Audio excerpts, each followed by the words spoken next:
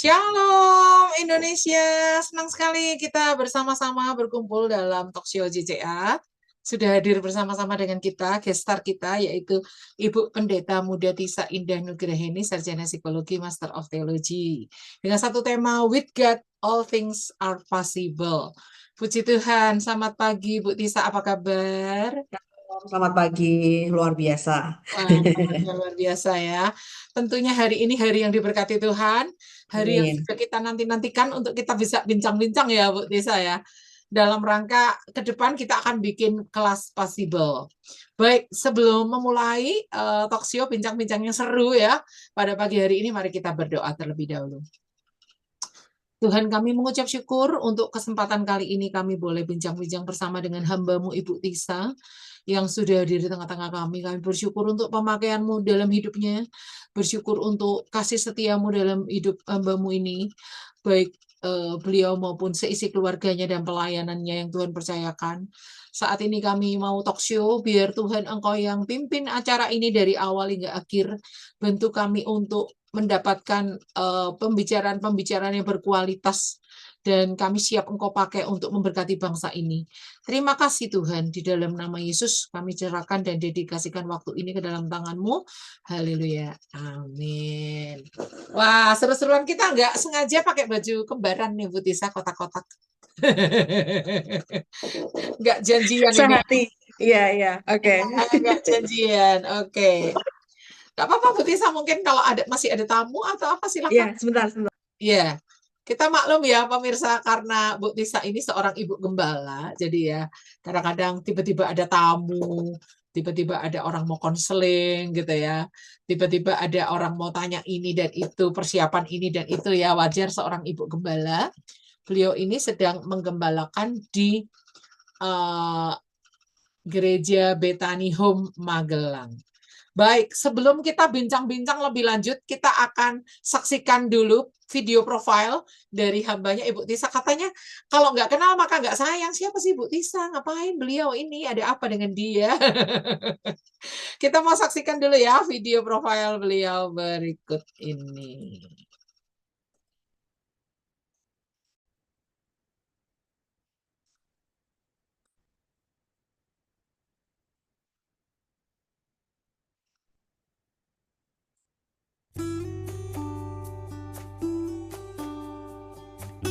Pendeta Muda Tisa Indah Nugraheni, Sarjana Psikologi, Master of Theology. Ia lahir di Magelang pada tanggal 18 Februari 1976 sebagai anak bungsu dan satu-satunya anak perempuan dari 3 bersaudara dari pasangan Pendeta Sadono Basri, Master of Divinity, dan Ibu Pendeta Tri Widyastuti. Ibu Tisa Indah menyelesaikan pendidikan strata satunya sebagai sarjana psikologi di Unika Sugio Pranoto, Fakultas Psikologi, dengan judul skripsi sebagai berikut. Peranan musik instrumental untuk mengurangi kecemasan dalam menghadapi soal-soal matematika pada siswa SMU. Ibu Tisa Indah menyelesaikan pendidikan strata 2-nya di STT Misi William Carey Medan, Prodi Pasca Sarjana Teologia, konsentrasi studi konseling pastoral sebagai Master of Theology dengan judul tesis sebagai berikut. Pengaruh pemuritan dan konseling terhadap pemulihan diri pada perempuan di Gereja Bethany Magelang. Bu Tisa menikah dengan Pendeta Dr. Yonatan Bambang, Master of Theology, pada tanggal 11 April 2002 dan dikaruniai 2 anak, yaitu Joyce Gracia Tabita dan Reinhard Duta Samuel Priagung. Ibu Tisa Indah mendampingi suami sebagai ibu gembala dalam pengembalaan di Gereja Bethany Magelang sejak tahun 2001 hingga sekarang. Ia aktif sebagai konselor sejak tahun 2002 dan menjadi bendahara 2 Asosiasi Pendeta Indonesia atau yang bisa disebut dengan API DPC Kota Magelang. Ibu Tisa juga menjadi ghostwriter dari karya-karya Pendeta Dr. Yonatan Bambang, Master of Theology, yaitu suaminya, baik untuk dipublikasikan maupun untuk kalangan internal Gereja Bethany Magelang. Ia juga menjadi salah satu penasehat jaringan doa pelajar dan pemuda Kota Magelang.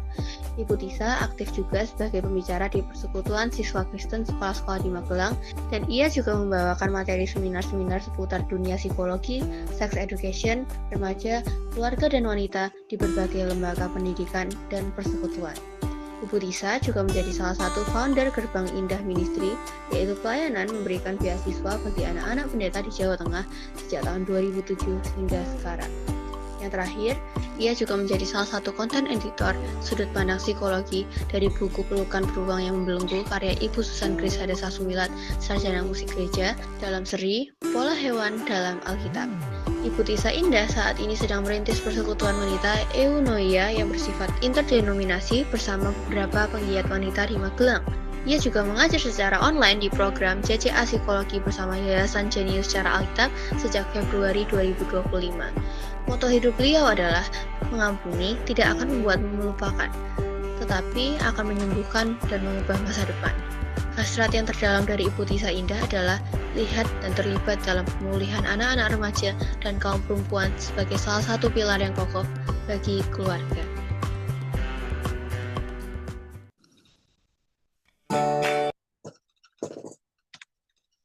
Ya, seperti itu profil beliau ya. Sudah sangat lengkap, tapi nanti minggu depan kalau kita ada dalam program Possible, ada tambahan-tambahan lagi yang di situ belum ada ya. Baik, Bu Tisa.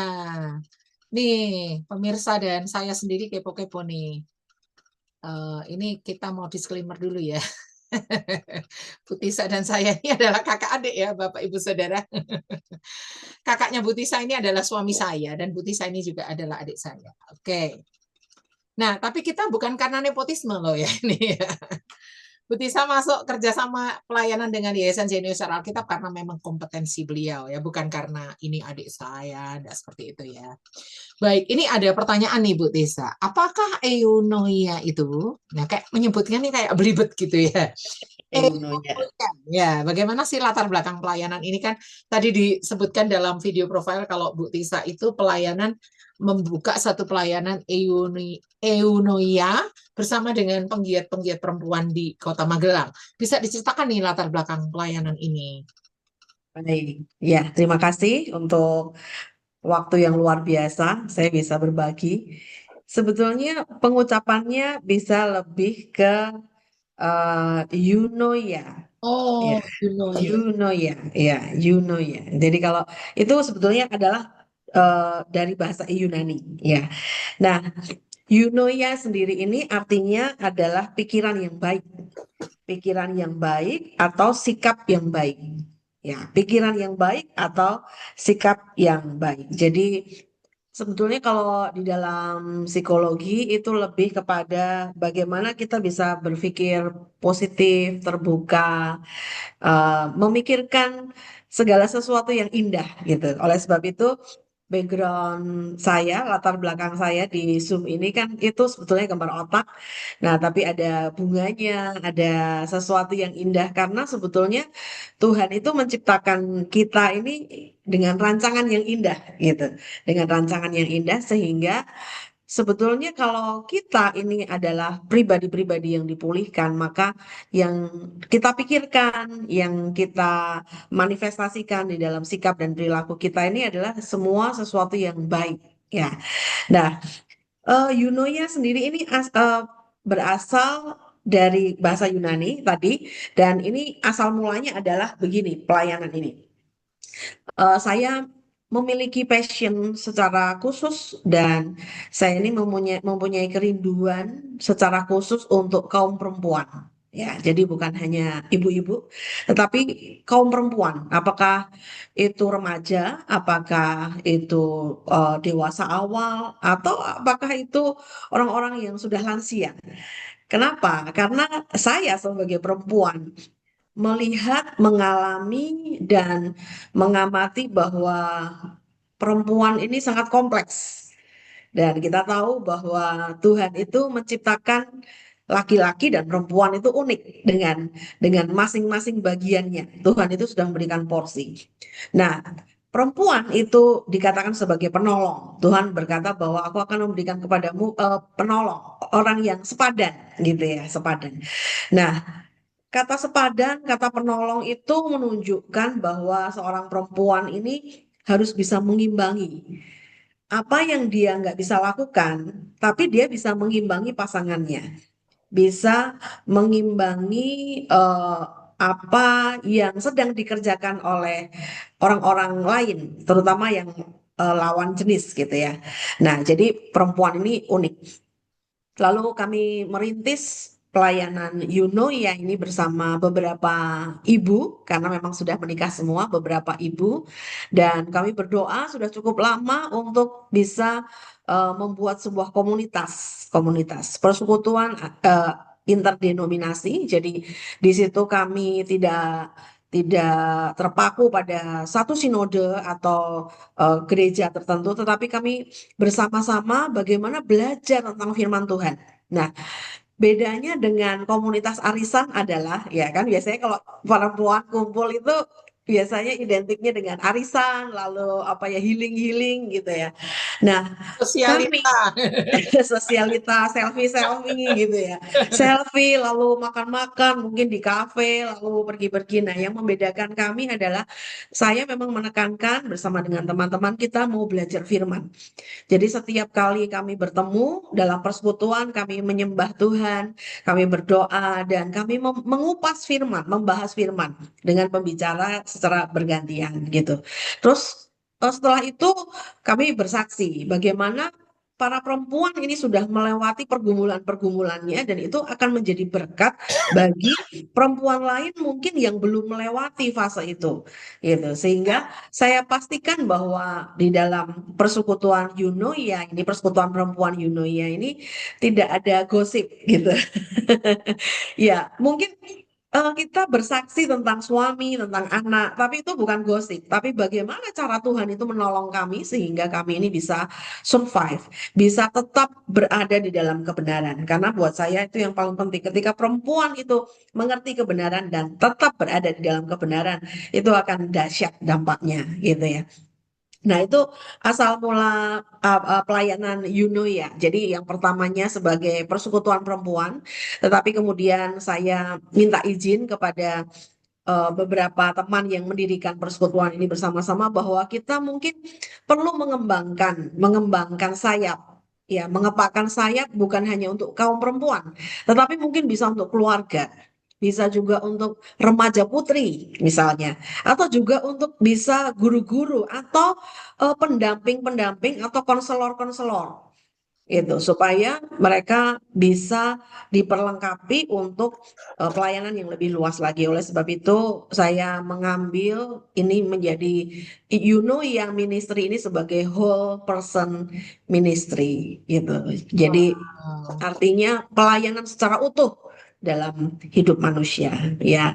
keren ya. Jadi tadi menyimak yang dikatakan Bu Tisa, Eunoia ini adalah kayak sesuatu pemikiran yang baik, sesuatu pemikiran yang indah. Itu apa mungkin terkait dengan Filipi itu ya, semua yang baik, yang Hmm, manis, yang ya. sedap dengar, pikirkanlah semuanya itu ya. Jangan-jangan di ayat kuncinya nih. Ayat kuncinya sebetulnya di 1 Tesalonika 5 ayat Oh, 23. Ya, ya, saya share ya. boleh. Nah, 1 Tesalonika 5 ayat 23 ini firman Tuhan berkata, semoga Allah damai sejahtera menguduskan kamu seluruhnya dan semoga roh, jiwa, dan tubuhmu terpelihara sempurna dengan tak bercacat pada kedatangan Yesus Kristus Tuhan. Wow. Ya, jadi karena kita ini kan terdiri, kita manusia ini, manusia itu kan ada roh, jiwa, dan tubuh. Jadi whole person ministry itu meliputi roh, jiwa, dan tubuh. Dan jiwa juga terbagi menjadi 3 bagian, pikiran, perasaan, dan kehendak atau keinginan. Nah, nanti kita akan bahas itu lebih lebih banyak. Ya. Trikotomi ya Bu Tisa ya. Ya, trikotomi, betul. Baik, Betul.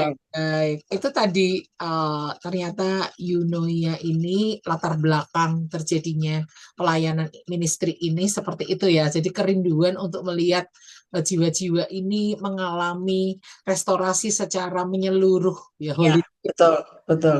Oke. Nah, dengar-dengar nih ya, fakta terbaru nih. Eunoia Ministry ini akan bekerja sama dengan Yayasan Genesis Alkitab menyelenggarakan kelas Possible. Nanti akan ada pengumuman di bagian akhir ya. Akan menyelenggarakan kelas Possible ya. Mungkin Bu Tisa bisa ceritakan Possible itu idenya, nama itu dari mana, lalu apa sih sebenarnya latar belakang, kenapa rindu mau mengadakan pengajaran melalui kelas Possible ini? Ya, baik. Jadi awal mulanya adalah sebetulnya balik flashback ke ketika saya ini mulai punya kerinduan untuk belajar tentang psychology atau psikologi gitu ya.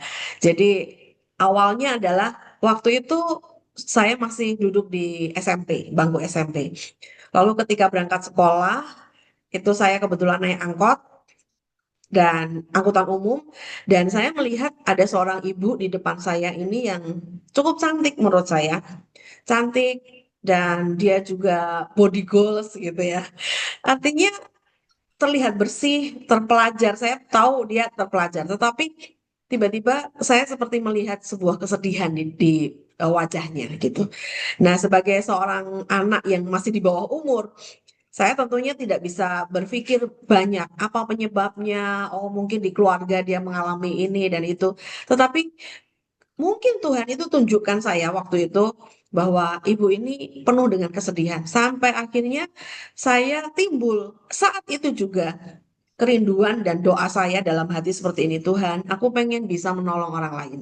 Gitu. Hmm. Sehingga saya akhirnya bertekad saya mau belajar psikologi gitu atau psikologi. Nah, akhirnya itu dijawab Tuhan melalui orang tua yang menguliahkan saya di Fakultas Psikologi Unika Sugio Pranoto Semarang.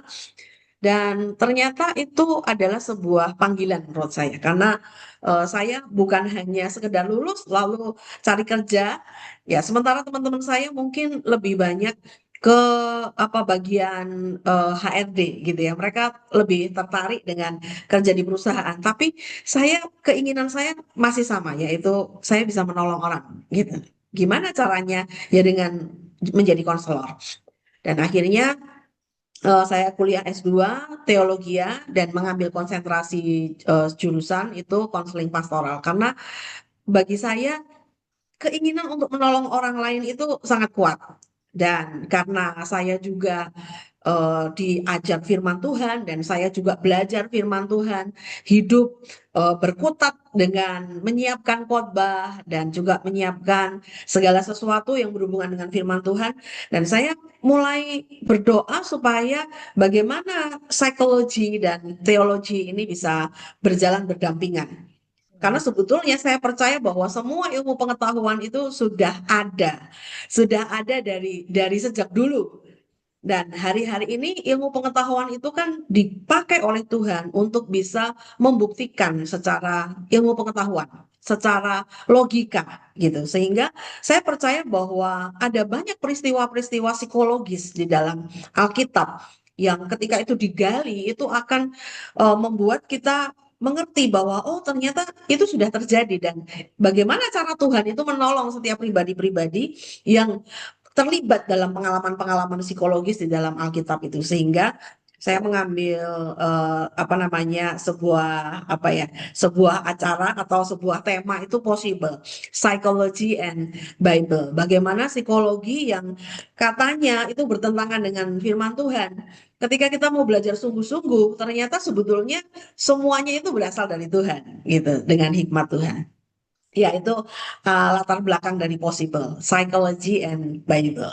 Oh iya, jadi pengen tahu nih ketemu seorang wanita yang cantik, terpelajar dan sebagainya itu kira-kira Bu Tisa umur berapa itu ya sehingga kayak timbul keinginan kepengen menolong orang ini, kepengen jadi seorang yang bisa menolong orang lain, itu kelas Ya. berapa?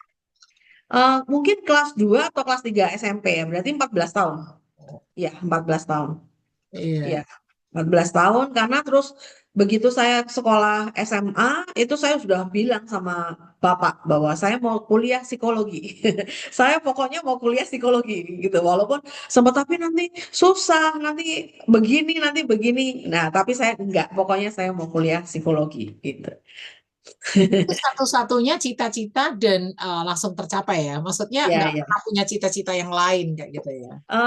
Sempat sih, jadi saya lebih kayak dulu pernah pengen jadi jurnalis. Saya ngelihat jurnalis perempuan tuh keren gitu ya. Sampai akhirnya bapak saya membelikan saya sebuah kamera. Ya, membelikan saya sebuah kamera dan oh bukan kamera, recorder. tape recorder. Jadi yang saya karena pengen sekali jadi jurnalis, bisa meliput bencana alam, bisa meliput perang gitu. Itu SMP juga ya, SMP ya. Iya, iya itu pokoknya masa-masa itu tuh saya Nah, pengen jadi jurnalis lah. Saya pengen pokoknya pengen kerja yang bisa apa ya mengekspos orang gitu, tapi tetap berhubungan dengan orang gitu, berhubungan dengan manusia. Jadi saya rasa ini panggilan lah ya, panggilan ya. Jangan seperti saya kepengen sekolah psikologi karena mau menolong orang gila. Tapi sekarang kalau ketemu orang gila saya takut. Beda cerita dengan Bu Tisa ini. Oke. Baik, jadi sebenarnya tadi Bu Tisa udah singgung dikit ya soal hubungan Alkitab dengan psikologi ya. Banyak orang berkata, oh psikologi itu nggak sesuai Alkitab. Psikologi itu bertentangan dengan Alkitab. Ngapain kita belajar psikologi? Atau mungkin ada orang yang bilang, kalau belajar psikologi harus yang di pastoral, harus yang di sekolah teologi. Jangan yang di sekolah psikologi umum. Nanti kamu tersesat, nanti kamu jadi murtad, nggak percaya sama Tuhan lagi gitu ya. Itu gimana nih pendapat Bu Tisa yang sudah mengenyam teologi udah pernah, mengenyam psikologi udah pernah, juga bersentuhan dengan masyarakat, dengan jemaat. Itu seperti apa Bu Tisa? Baik, jadi memang psikologi di semester 1, 2 itu kan membahas teori. Dan psikologi itu sebetulnya dulu pernah menjadi satu dengan filsafat. Gitu ya. Sehingga memang ketika kita belajar teori-teori dari para filsuf itu bikin pusing. Bikin pusing karena filsafat sendiri itu kan sebetulnya eh, sebuah kerancuan antara dia ini percaya dengan Tuhan, alam semesta atau dirinya sendiri. Itu logika. Nah, sehingga memang itu yang menjadi alasan bagi bapak saya melarang saya untuk sekolah psikologi. Karena bapak saya ini seorang dosen, dia seorang hamba Tuhan dan juga dosen di sekolah Alkitab. Dan dia berkata bahwa mahasiswanya bapak itu ada beberapa yang kuliah di psikologi tapi nggak kuat sehingga mereka masuk STT. Jadi itu salah satu yang membuat bapak saya ini takut. Nanti takutnya kamu nggak kuat. Jadi jadi error gitu ya. Tapi saya memastikan enggak. Saya pasti pasti kuat gitu. Dan tapi memang teman-teman saya juga banyak yang bingung. Bahkan sampai hari ini ada yang nggak jelas gitu ya, nggak jelas. Jadi makanya ada seorang influencer, dia ditanya, dia kuliah di Fakultas Psikologi, lalu ditanya ketika diwawancara, kenapa saudara memilih untuk kuliah di Fakultas Psikologi? Lalu dia jawabnya adalah sambil berobat jalan, gitu ya. Sambil berobat jalan. Ya, mungkin ada sedikit benarnya karena kalau bagi orang yang memang pengen belajar bahwa teknik-teknik di dalam psikologi itu bisa membantu kita, ya, bisa membantu kita untuk beberapa hal yang apa ya, yang mungkin kita ini harus self healing, nggak bisa ditolong orang lain, jadi harus self healing gitu. Nah, terus kalau apa namanya, bagaimana apa namanya Alkitab dan psikologi itu bisa sinkron gitu ya. Ya memang kita harus ngerti kebenaran dulu. Jadi pastikan bahwa kita ini belajar firman, artinya kita ini mencintai kebenaran, yaitu firman Tuhan. Karena kalau kita nggak punya dasar kebenaran yang kuat, maka memang ilmu psikologi, dan apalagi psikologi dunia yang tidak mengenal Tuhan, itu akan bisa menyerongkan pemahaman-pemahaman kita. Ya, salah satunya, contohnya adalah teknik-teknik di dalam konseling, teknik-teknik di dalam kesembuhan atau pemulihan seseorang. Nah, nanti kita mungkin akan bahas di kelas kita apa sih yang sebetulnya firman Tuhan mau gitu dan eh, beberapa hal di dalam psikologi secara sekuler itu yang sebetulnya tidak sesuai. Saya nggak bilang itu menyimpang atau gimana, tapi nggak sesuai dengan kebenaran. Nah, itu nanti kita akan belajar di kelas kita. Jadi pada intinya kita ini harus cinta firman dulu ya, Ya, dikuasai betul. dulu oleh firman Betul. Tuhan. Iya, Kita udah dikuasai oleh firman Tuhan, kita belajar psikologi itu aman-aman aja karena kita udah iya, punya filter gitu ya. betul, betul. Tapi untuk Alkitab sebenarnya juga mengandung psikologi juga ya, benar ya Bu? Ya, Ya. ya, betul, betul. Di Alkitab itu semua ilmu itu asal ilmu yang benar tuh ada gitu ya. Oke, jadi kepo-kepo nih soal tesisnya Bu Tisa S2 ya. Eh, Seperti apa pemilihan judulnya tadi ya? Sepertinya kayak pemulihan wanita di gereja Betani itu ya, seingat saya tadi ya. Seperti apa pemilihan judulnya, lalu sedikit banyak apa kesimpulan dari hasil penelitian Bu Tisa ketika mengadakan tesis ini untuk syarat kelulusan S2-nya ya? Boleh diceritakan? Baik, jadi melalui proses pengamatan dan pengalaman selama saya pelayanan di Gereja Betani dan sebetulnya bukan hanya di Gereja Betani, tetapi kan ketika penelitian itu sampelnya harus jelas, sampelnya tidak bisa terlalu luas sehingga saya mengambil sampel yaitu keluarga di dalam gereja sendiri gitu. Tapi sebetulnya saya pengennya mengamati atau meneliti yang lebih luas lagi, tetapi karena ini penelitian. Dan nanti kalau terlalu luas, tesis saya nggak selesai-selesai. Jadi akhirnya saya nurut sama dosen pembimbing, lebih dipersempit apa namanya samplingnya, ya samplingnya atau sampelnya itu harus dipersempit. Nah, saya mengambil judul adalah pengaruh atau peranan konseling dan pemuritan terhadap pemulihan diri pada perempuan di Gereja Betani Magelang. Sebetulnya saya mau menggunakan kata self healing karena itu lebih tepat sebetulnya, self healing. Kalau di dalam dunia kedokteran ada yang namanya self recovery. Apa itu self recovery? Self recovery itu ketika kita habis sakit atau pasca operasi, maka tubuh kita ini sebetulnya sudah dipersiapkan oleh Tuhan dengan sel-selnya yang dia bisa membuat kita mengalami self recovery, sembuh dengan sendirinya. Tentunya harus dengan asupan vitamin dan sebagainya. Dan demikian juga sebetulnya dengan jiwa kita. Ada sebetulnya yang namanya self healing. Apa itu self healing? Self healing. Self healing itu adalah kemampuan untuk memulihkan diri sendiri. Ya. Jadi tidak selalu kita ini ketika punya masalah ada orang yang bisa kita ajak ngobrol. Tidak selalu, tidak setiap saat ada masalah-masalah yang bisa kita ungkapkan kepada orang lain. Nah, lalu ada hal-hal yang mungkin sudah dibantu penyelesaian masalahnya oleh konselor, tetapi lukanya belum sembuh. Nah, kalau saya ingin meneliti apakah orang-orang atau perempuan-perempuan dalam konteks tesis saya, perempuan-perempuan yang dikonseling dengan baik dan dimuridkan dengan baik, apakah mereka ini lebih punya kemampuan self healing yang baik dibandingkan dengan orang-orang yang tidak dikonseling dan tidak dimuridkan. Dimuridkan itu artinya ada kelas pemuritan khusus di mana kita belajar tentang firman Tuhan, bukan hanya mendengar khotbah. Ya, khotbah itu salah satunya. Tetapi sebetulnya tidak cukup kan kalau kita ini hanya mendengar khotbah setiap hari Minggu dan hanya seminggu sekali. Tetapi pemuritan itu ada komsel, ada kelas-kelas khusus. Nah, saya meneliti di situ bahwa saya ingin membuktikan bahwa di gereja kami orang-orang yang dikonseling dengan baik dan orang-orang yang dimuridkan dengan baik itu memiliki kemampuan self healing yang lebih tinggi dibandingkan dengan perempuan-perempuan yang tidak dikonseling dan tidak dimuridkan. Dan hasil tesis saya adalah signifikan. Ya, walaupun ada beberapa variabel yang tidak terlalu tinggi, tetapi hasilnya adalah signifikan. Itu membuktikan bahwa betapa pentingnya gereja itu memiliki pelayanan konseling, ya, dan yang jelas memiliki pelayanan pengajaran.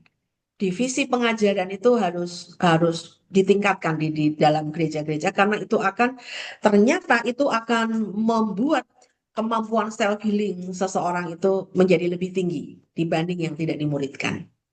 Nah, itu Bu Grace. Walaupun pemuritan atau pengajarannya itu tidak tentu materinya tentang self healing ya.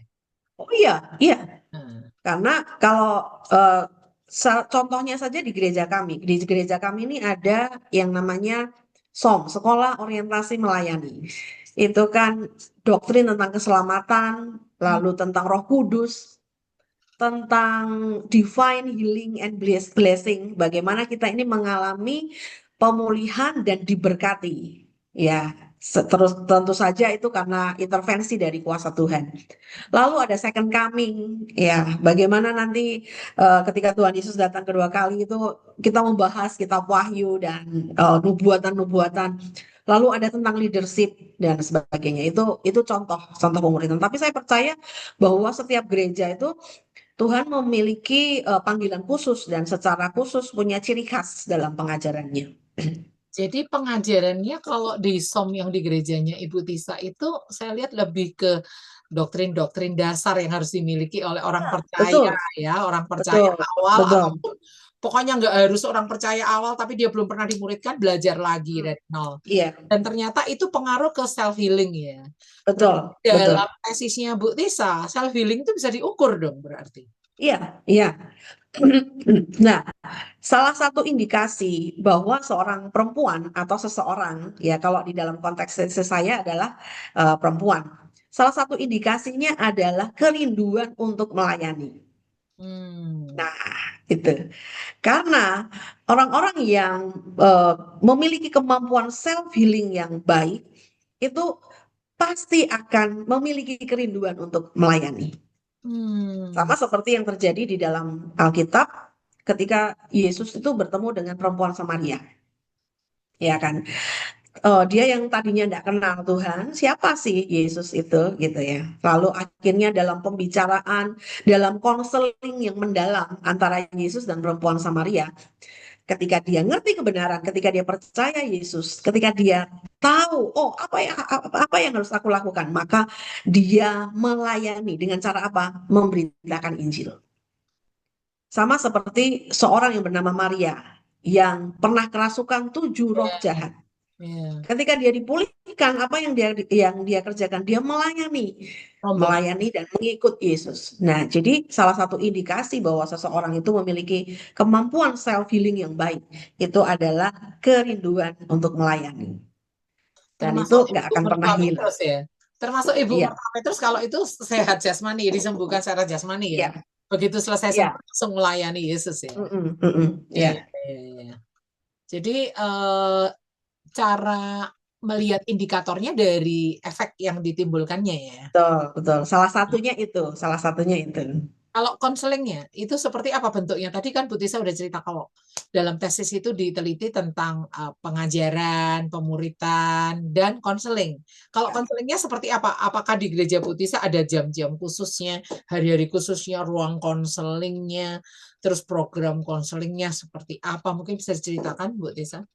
Ya, kalau jam khusus untuk konseling gitu belum ada. Tapi yang jelas untuk pasangan-pasangan yang mau menikah, kami ini menyediakan waktu yang sangat khusus dan cukup lama untuk mengkonseling pasangan yang mau menikah. Jadi konseling pranikah itu kami sudah lakukan dari sejak awal kami pelayanan. Jadi waktu gereja Betani ini pertama ketika suami saya mengembalakan itu masih single, jadi belum ketemu saya. Nah, jadi kalau ada pernikahan dia belum bisa memberkati, tetapi dia bisa terlibat di dalam konseling.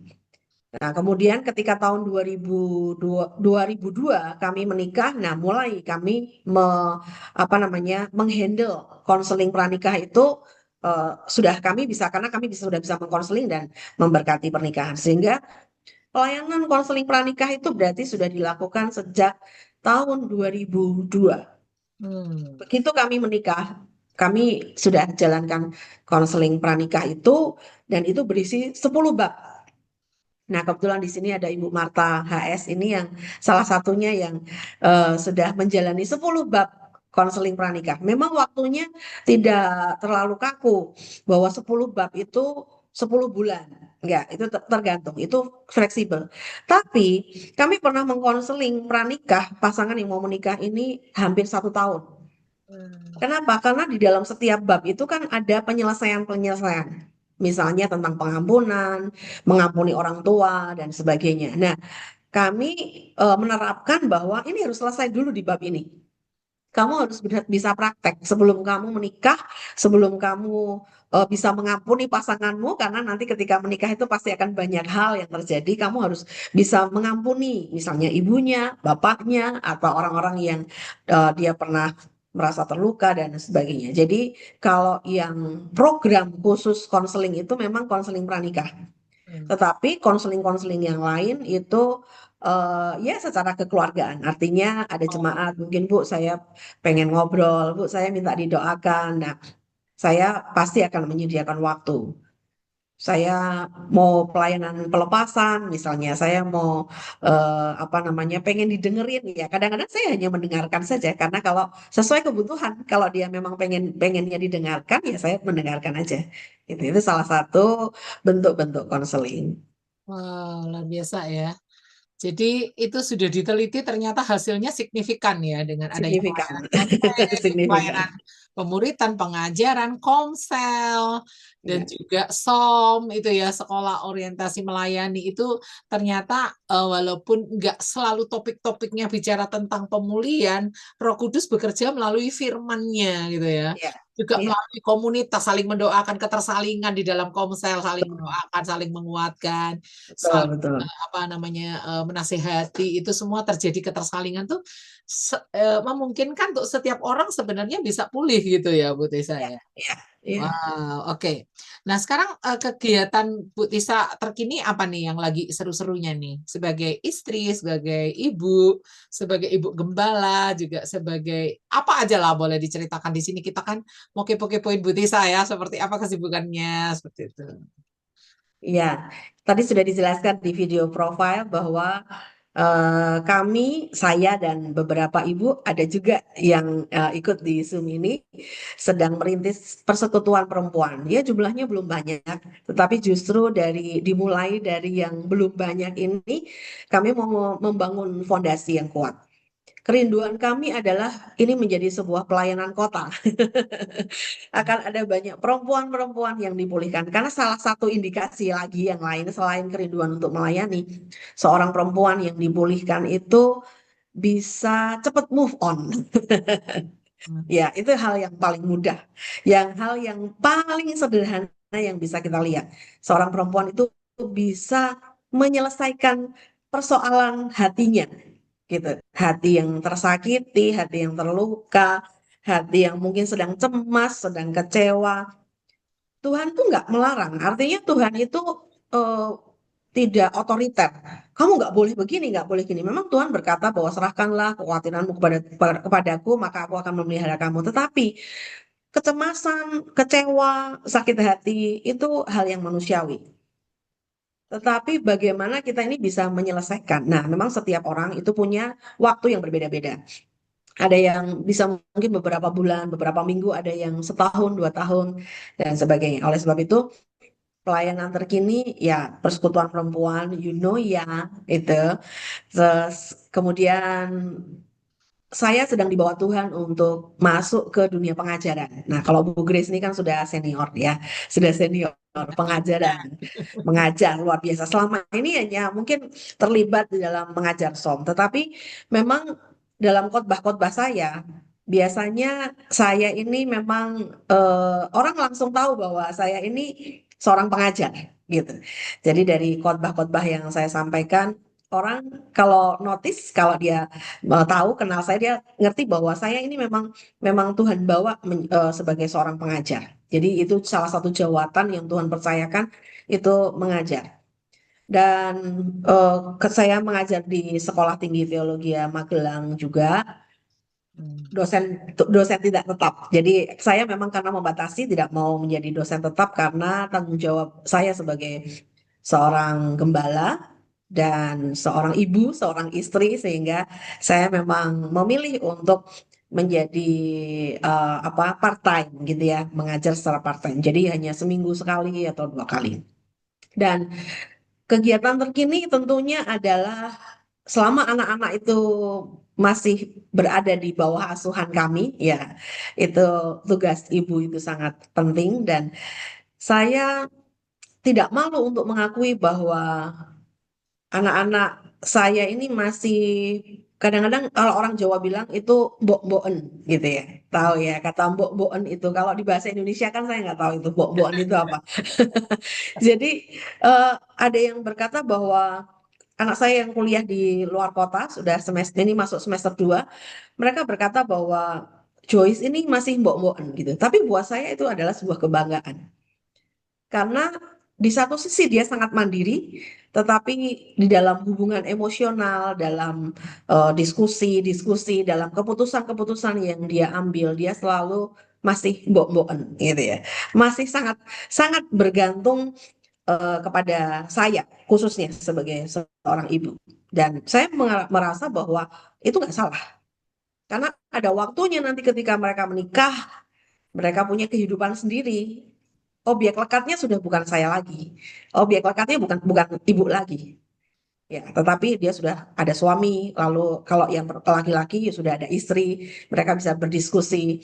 Tetapi untuk saat ini ya saya masih terus mendampingi mereka sampai nanti waktunya mereka punya kehidupan sendiri. Dan itu pun nggak akan pernah selesai. Pasti ketika mereka menikah, kita sebagai orang tua juga pasti akan terus mendampingi ya dengan batas-batas tertentu. Iya. Itu kegiatan terkini. Jadi sebagai seorang ibu ya yang anaknya udah kuliah semester 2 di luar kota, pasti ada kesibukannya ya. Jadi di satu sisi secara usia dia sudah mandiri, tetapi peran kita sebagai orang tua mendampingi itu juga belum bisa lepas. Ya, Jadi ya. ya, satu lagi anaknya yang nomor 2 SMA ya, SMA laki-laki ya. Oke, jadi kalau sebagai istri gimana nih kesibukannya? Apakah mendampingi suami kemana-mana gitu? Saya bukan jenis orang yang tidak terpisahkan. Ya, secara secara pernikahan tidak terpisahkan, tetapi mungkin saya pernah pernah dikatakan begini. Jadi satu kali karena suami saya itu orang misi, jadi dia mengembalakan, tetapi dia juga orang yang dipanggil secara khusus untuk berdoa, misi, ya, misi doa. Jadi pergi ke banyak tempat untuk berdoa bagi tempat itu. Saya bukan jenis orang yang harus ikut. Dan suami saya juga bukan jenis orang yang harus selalu ngajak istri gitu. Satu kali ketika suami saya sedang ada conference di Ambon dan waktu itu ada pertemuan hamba-hamba Tuhan di kota Magelang, di kota kami. Lalu saya datang sendiri naik motor dan ibu-ibu, istri-istri pendeta yang lain itu sempat kaget gitu. Dan dia berkata, kalau saya jadi ibu Tisa sudah nangis katanya.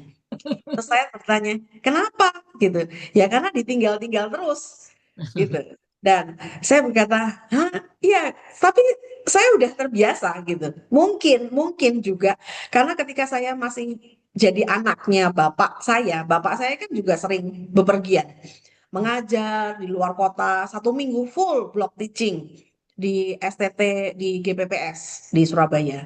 Lalu ditinggal ke Bandung berapa hari itu ketika saya masih kecil ya kelayu-kelayu. Maksudnya saya juga nangis ketika bapak naik bis dan sebagainya. Tapi mungkin Tuhan itu sudah persiapkan sehingga saya ini menjadi orang yang tidak tidak terlalu emosional ketika harus ditinggal pergi gitu. Jadi saya bisa bisa tidak terganggu ketika sering ditinggal itu tidak terganggu karena saya juga tahu bahwa ada tanggung jawab di tempat yang harus saya selesaikan sehingga kami bagi tugas. Nah, ini sebagai istri, bagi tugas. Prinsip kami adalah bagi tugas. Tapi ketika suami berkata, karena ini medannya seperti ini, daerahnya seperti ini, kamu harus ikut. Karena aku juga mau ketemu sama beberapa orang, kamu harus ikut. Oke, saya ikut. Nah, jadi anak-anak saya juga sudah terbiasa ditinggal di rumah itu sejak dari mereka masih kecil. Ketika mereka masih SD, ada staf yang menjagai mereka. Tetapi ketika mereka SMP, mereka berkata, Mama, nggak usah panggil orang. Jadi mereka berdua di rumah, saya siapkan bahan-bahan makanan, saya siapkan beberapa makanan sehingga mereka sudah bisa dengan mandiri mengolah makanan sendiri. Kakak beradik ini berangkat sekolah sudah bisa boncengan waktu itu masih sama-sama sekolah SMA dan itu nggak masalah sehingga saya melihat bahwa ya semua pokoknya dalam hal pernikahan atau sebagai istri saya pokoknya dukung aja.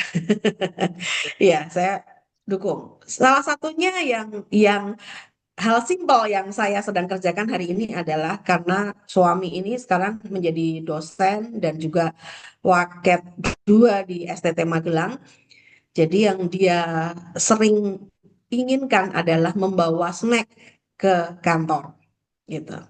Nah, itu kan nggak mungkin beli terus.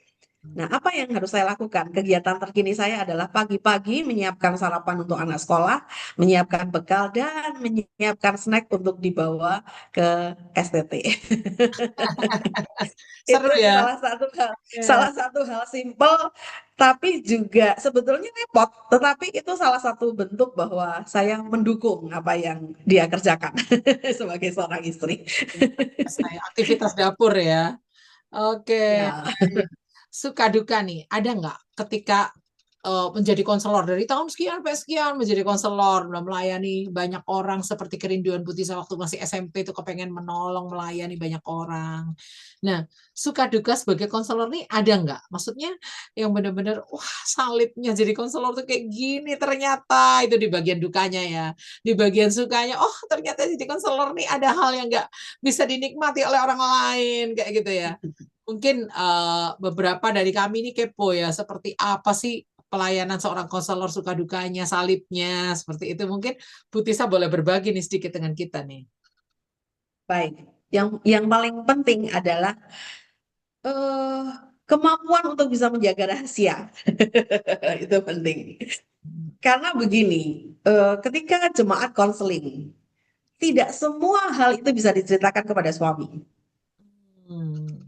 Mengapa? Karena suami suami saya dan mungkin juga hamba-hamba Tuhan yang lain itu tidak selalu bisa kuat. Kadang-kadang ketika dia terganggu dengan cerita saya tentang seorang jemaat yang konseling, itu bisa terbawa di khotbah. Oh, di mimbar. Ya, ya. Dan itu manusiawi, itu sangat-sangat mungkin terjadi. Pertamanya mungkin bisa bisa menyimpan rahasia. Oh, enggak. Tapi jangan misalnya saya cerita. Oh, si ibu itu kemarin konseling, lalu dia cerita ternyata loh dia begini. Mungkin seminggu, 2 minggu dia tahan, nggak muncul di khotbah. Walaupun udah dipesenin jangan sampai keluar di khotbah ya, gitu dibawa kemari. Iya iya gitu. Tapi mungkin ada trigger tertentu, ada sesuatu hal yang membuat dia ini tiba-tiba keceplosan. Nah, ini Ya, berbahaya. nggak sengaja gitu ya, Bu Tisa? Ya, nggak sengaja. Mungkin yang diceritakan bukan bagian penting yang ada aibnya gitu, enggak. Tetapi itu bisa membuat orang jadi nggak percaya lagi. Nah, Mhm, saya juga pernah pernah mengalami kegagalan. Saya berpikir ketika orang konseling itu, ya apa salahnya saya berbagi dengan suami gitu. mhm. Nah, memang nggak langsung muncul di mimbar, tapi pernah terjadi juga. Waduh, ternyata keceplosan gitu. Wah, itu membuat saya harus hati-hati. Bukan karena kita simpan-simpan rahasia, bukan, tetapi kita harus ngerti timingnya, kita harus punya hikmat. Bagaimana kita ini bisa berbagi. Nah, memang kan suami istri nggak apa-apa, ya. Tapi karena suami kita ini kan khotbah, Oh, mengajar, ketemu dengan banyak orang. iya, betul. Nah, kadang-kadang cara berpikir perempuan dan laki-laki itu kan berbeda, gitu. Sehingga persepsinya juga bisa beda. Lalu dia nanti mengucapkannya juga artinya sudah bisa berbeda lagi. Itu yang pertama. Suka duka dalam konseling, ya menjadi seorang konselor. Lalu yang kedua adalah ketika kita ketemu seorang konseli. Jadi kalau kita ini sebagai konselor namanya konselor, lalu orang yang kita konseling itu namanya konseli. Itu yang sebetulnya cuman butuh tempat sampah. Dia cuma butuh konseling itu hanya untuk apa namanya mengeluarkan unek-unek bebannya, tapi nggak mau dikasih solusi, nggak mau dikasih nasihat atau dikasih jalan keluar. Nah, jadi dia cuma butuh tempat sampah, lalu dia cuma butuh tempat pembenaran. Dia hanya butuh konselor itu sebagai orang yang bisa memvalidasi dia. Hmm. Itu nggak mudah. Kita juga harus bisa menahan diri. Nah, biasanya begini, saya melihat kalau orang yang konseling ini misalnya jemaat yang belum dewasa secara rohani, ya oke, saya bisa turutin. Tapi kalau yang konseling ini adalah seorang pelayan, artinya yang sudah ikut pemuritan, maka saya akan konfrontasi, sedikit konfrontasi, gitu ya. Dan tentu saja itu kan mesti dasarnya adalah firman Tuhan. Tapi kalau orang luar, artinya orang yang di luar gereja kami, di luar komunitas kami, dia orang jauh lah. Ya, bisa lewat telepon, bisa datang ke gereja, tapi orang yang maksudnya nggak ada hubungan dengan circle kami. Ketika dia hanya butuh didengar, ya saya akan mendengarkan aja. Ketika dia tanya, Bu, jadi apa yang harus saya lakukan? Nah, baru saya akan sampaikan. Dan itu pun itu terserah dia mau terima atau enggak. Dan semua sebetulnya ketika kita bertemu dengan konseli itu semua keputusan akhir ada di free will masing-masing. Tetapi saya harus belajar untuk lihat siapa ini yang konseling, dari mana, ini di dalam lingkaran mana, dalam circle yang seberapa. Jadi saya harus punya batas. Itu juga tidak mudah. Kadang-kadang kita keceplosan, kadang-kadang kita kelewatan gitu ya, sehingga jadi kontraproduktif. Itu yang kedua. Lalu yang ketiga, kalau contohnya begini, yang konseling ini suami istri. Istrinya cerita, Bu, suami saya, begini, begini, begini. Nah, saya juga belajar di waktu ke waktu. Lalu kita bilang, oh iya ya. Terus akhirnya suaminya datang, Bu, istri saya begini. Ternyata ini ketika dua-duanya bercerita, ternyata ini saling menyalahkan dan ternyata ya kesimpulan kami bahwa ketika ada suami istri yang sedang bertengkar, kita ini tidak boleh eh, subjektif gitu, tidak boleh subjektif karena ketika mereka lagi akur, lagi punya duit, lagi uangnya banyak, lagi makmur, mereka bisa bersatu hati untuk menyerang kita. Oh gitu ya Dan Bu itu, Tisa ya? dan itu Gitu ya? terjadi. Oh gitu ya. Jadi harus benar-benar berdiri di tengah sebagai orang yang adil gitu ya. Iya, adil, iya. Ya, Mengajak istri melihat dari sudut pandang suami, mengajak mm. suami melihat dari sudut Ya, pandang ya, istri. ya. Bukan berarti kita menormalisasi sebuah kesalahan atau dosa gitu ya. Tetapi itu memang perlu hikmat. Jadi seorang konselor itu perlu hikmat. Tidak boleh sumbu pendek. Kalau lagi nangis-nangis cari kita, lagi uangnya banyak kita Ya, salahin. nah, itu salah satu indikasi begini. Kalau orang yang maksudnya dari jauh gitu ya. Saya punya anak-anak rohani karena mereka sering konseling lewat chat, lewat telepon gitu. Kalau udah lama mereka nggak telepon, ada beberapa memanggil saya mami gitu ya, mami. Kalau lama nggak telepon, lama nggak chat, oh saya bersyukur, oh berarti sedang Baik baik-baik saja. aja. Iya, iya. Kadang-kadang dia telepon lalu berkata, Mami minta maaf ya, aku baru sekarang apa namanya menyapa Mami Lagi. telepon lagi. Oh nggak apa-apa, aku udah Berarti tahu. ada Saya masalah. sebagai seorang konselor tuh udah tahu. Saya justru bersyukur kalau kamu nggak telepon saya, nggak nangis-nangis, nggak ingat saya, berarti kamu sedang baik-baik aja. Nggak apa-apa, merdeka aja saya bilang gitu. Lalu dia ketawa. Kalau orang Jawa istilahnya kita jadi tambal butuh gitu ya. Ya, Hanya ya, kalau ya. butuh aja kita dicari gitu ya. Pas giliran nggak Iya. butuh kita nggak dicari gitu ya. Iya, iya. Tapi ada sisi bersyukurnya juga. Oh, berarti solusi yang saya kasih kemarin ketika konseling terakhir itu dia Garap. lakukan dan itu berhasil. Itu bekerja dengan baik. Ya, gitu. Kita harus harus berlapang dada. Soalnya dari 10 orang kusta yang kembali hanya satu. Ya, betul, betul, betul. Seperti itu Betul. ya. Kalau sukanya ada nggak Bu Tisa sukanya? Sukanya banyak. Yang pertama, seringkali Tuhan itu menjawab pergumulan atau pertanyaan-pertanyaan dalam diri saya itu justru ketika saya berhadapan dengan seorang konseling. Oh.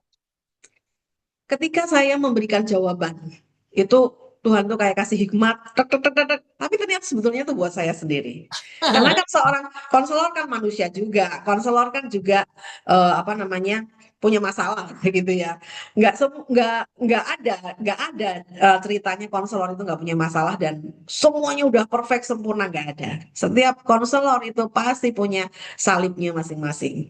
Nah, sukanya adalah seringkali saya dijawab Tuhan, seringkali saya mendapat pengertian justru ketika saya sedang berhadapan dengan konseling.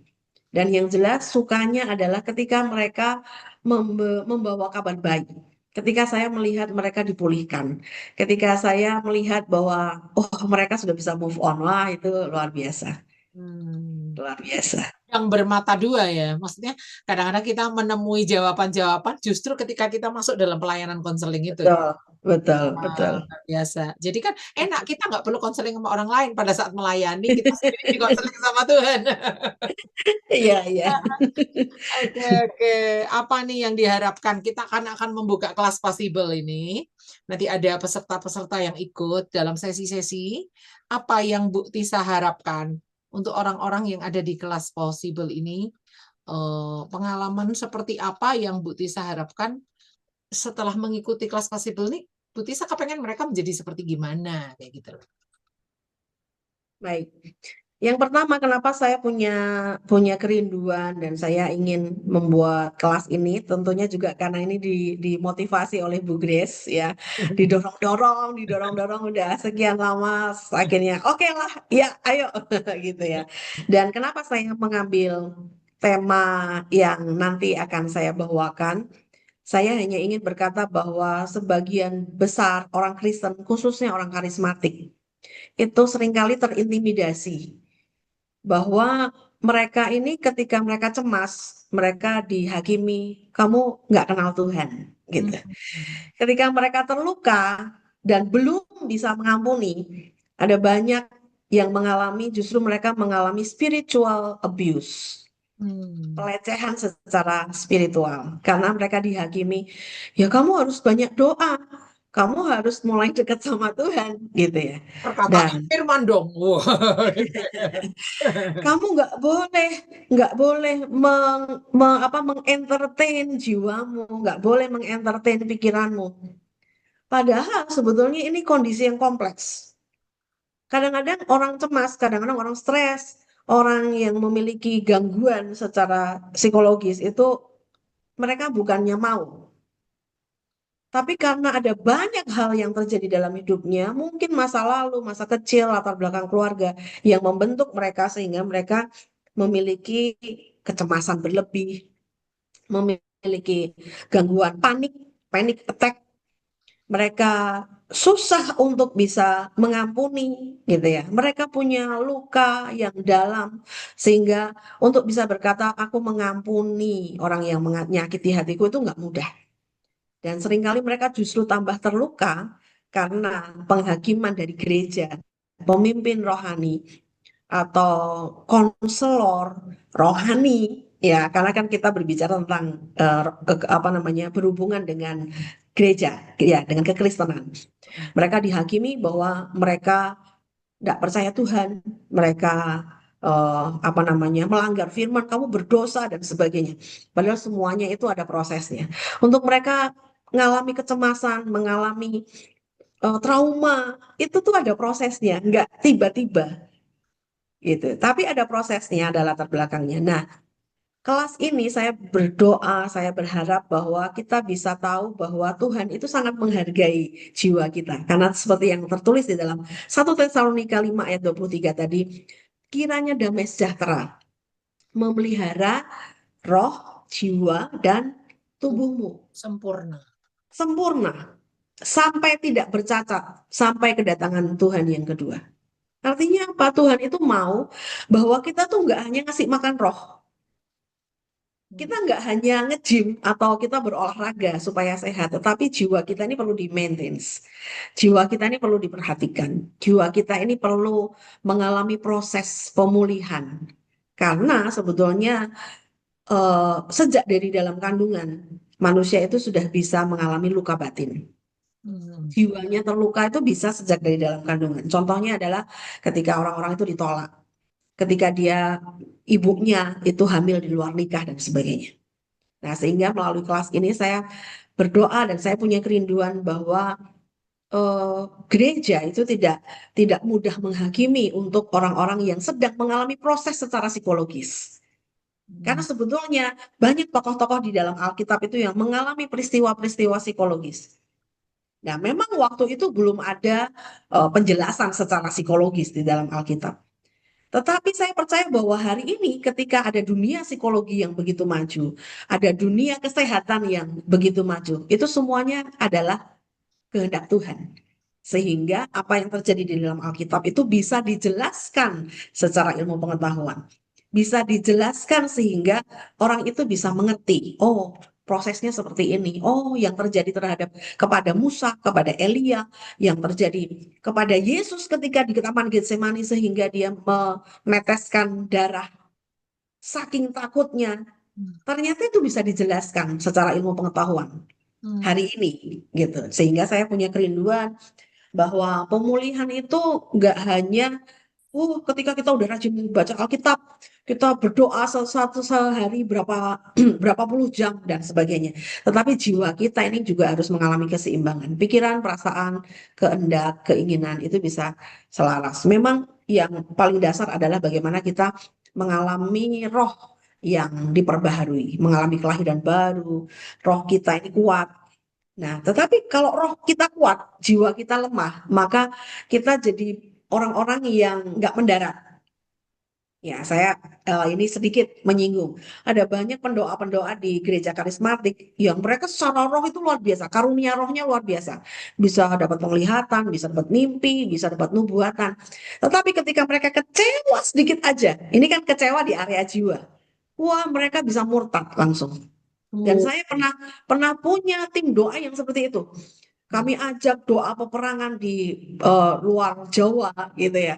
Doa keliling, doa misi. Nggak lama kemudian ketika pulang, dia jadi mualaf. Kenapa? Karena area pikiran, perasaan, dan kehendaknya itu nggak balance. Dia punya karunia secara roh, tapi jiwanya nggak kuat. Sehingga dia mengambil keputusan yang sangat-sangat fatal menurut saya. Saya juga, aduh, kok bisa ya? Hilang, sudah hilang.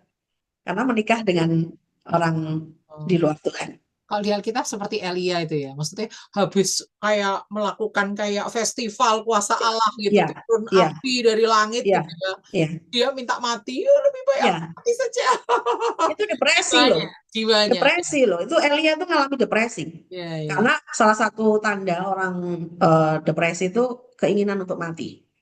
Mm-mm. Jadi ada yang namanya eros dan thanatos itu. Nah, thanatos ini adalah keinginan untuk mati. Keinginan untuk hidup itu eros, keinginan untuk mati itu thanatos.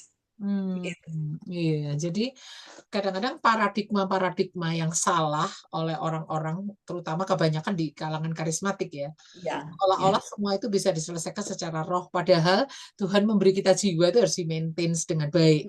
Makanya Hmm. butuh kelas pasibel ini, ayo ikut kelas pasibel ya, supaya kita juga bisa memaintain jiwa kita ya dengan baik. Jadi siapa aja nih Bu Tisa yang diharapkan rindu untuk ikut kelas pasibel ini? Ya, jadi sasarannya adalah tentunya orang-orang yang mau belajar yang pertama, karena kan ini lebih ke sifatnya kan kayak pengajaran gitu. Lalu yang kedua orang-orang yang pengen pulih gitu, ingin dipulihkan. Mungkin saudara punya trauma karena dihakimi ketika saudara cemas, ketika saudara mengalami panic attack, ketika saudara depresi dan saudara mengalami penghakiman, menerima penghakiman. Yuk belajar sama-sama karena Tuhan itu bukan Tuhan yang kejam gitu. Tuhan itu sangat peduli dengan perasaan kita. Tuhan itu sangat peduli dengan pikiran kita gitu. Jadi yuk kita belajar. Lalu yang selanjutnya adalah orang-orang yang pengen menolong orang lain seperti yang saya rindukan.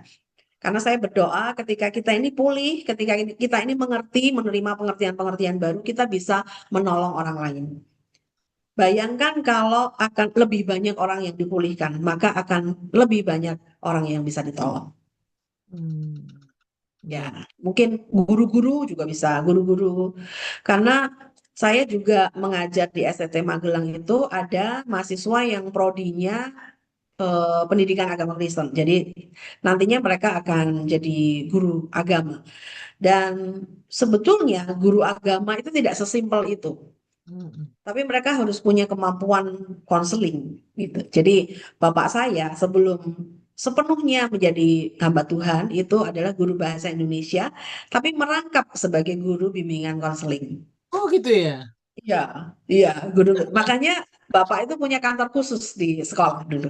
Karena Ah, itu adalah ruang di mana murid-murid SMA itu kalau mau curhat, kalau mau konseling itu di ruangan khusus itu. Dia guru bahasa Indonesia, tetapi dia juga merangkap sebagai guru BP. Kalau dulu kan bimbingan penyuluhan, kalau hari ini guru BK. Nah, saya berkata kepada mahasiswa-mahasiswa saya bahwa kamu ini nggak hanya disuruh mengajar agama, tapi bagaimana kamu bisa melihat, oh kenapa anak ini bermasalah? Kenapa anak ini minder, ya nggak percaya diri? Kenapa anak ini menutup diri? Kenapa ada orang anak-anak yang sukanya berkelahi dan sebagainya?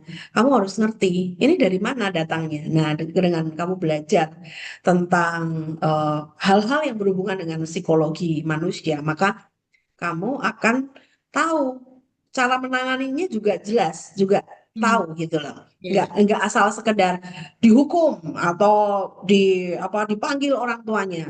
Gitu, harus ada pendekatan-pendekatan. Makanya kelas saya, kelas psikologi umum, itu saya melihatkan materinya sebelum saya mengajar itu ya psikologi umum pada umumnya yang biasanya itu di diajarkan seperti di mahasiswa Fakultas Psikologi. Hmm. Nah, tapi akhirnya saya menyusun sendiri karena harus saya sesuaikan dengan ini konteksnya adalah mereka calon hamba Tuhan dan calon guru-guru Hmm. agama di sekolah. Iya, Jadi iya. lebih kompleks dan lebih mendarat, lebih kena aplikasinya ketika mereka nanti sudah lulus gitu. Itu saya susun sendiri materi kuliah psikologi umum di STT Magelang itu.